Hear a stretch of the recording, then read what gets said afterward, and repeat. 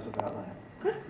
Well, okay, so that was my second mentor, was Martin Scorsese. He was asking about Grace of My Heart, and that came about because he was dating Ileana Douglas, the actress, and he said, he got this deal at Universal where he could produce like 5 independent films, or lower budget films. I mean, they weren't truly independent because it was Universal. So, but they could be under his production. He said, you find a director and find the right story, and maybe this can be one of those films. So she and I met, and we really hit it off, and we went through a whole variety of ideas, but ultimately I went back to a script I wanted to do in film school but could not launch at that point, about the Brill Building songwriters. And so he loved the idea because he had tried to do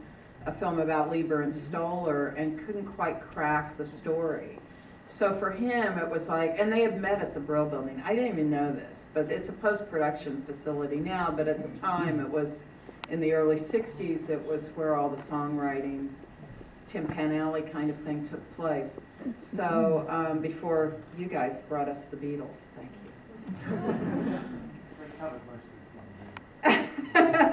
So that's how, so then we, started working on that, and that's how it all came about. But during the post process, well, every step of the way, he was a great mentor. I mean, he made notes on every single thing that I shot. He did my ADR in New York for me.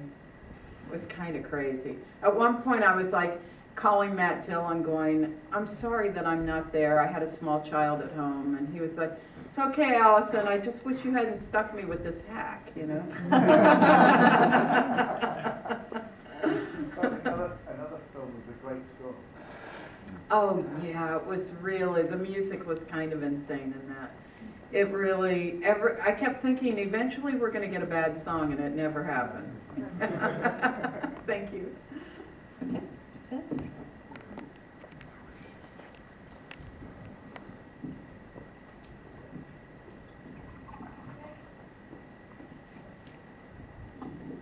I just want to say thank you, because I've been wanting to watch Guess Food Legend for years. When I was growing up, we didn't have that many cinemas where I was living, and no independent video stores, so it's one of the movies I kind of had in my list of movies I wanted to see. Oh man, thanks. And I'm now in film school, and I was wondering what, in the current situation, how would you get, what's the most important thing you think needs to be kind of come across to get an audience for your movie?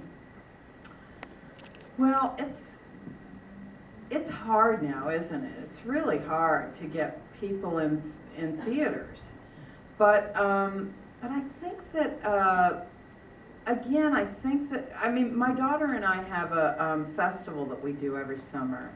Well, and God knows you know about this, but I kind of feel like if there's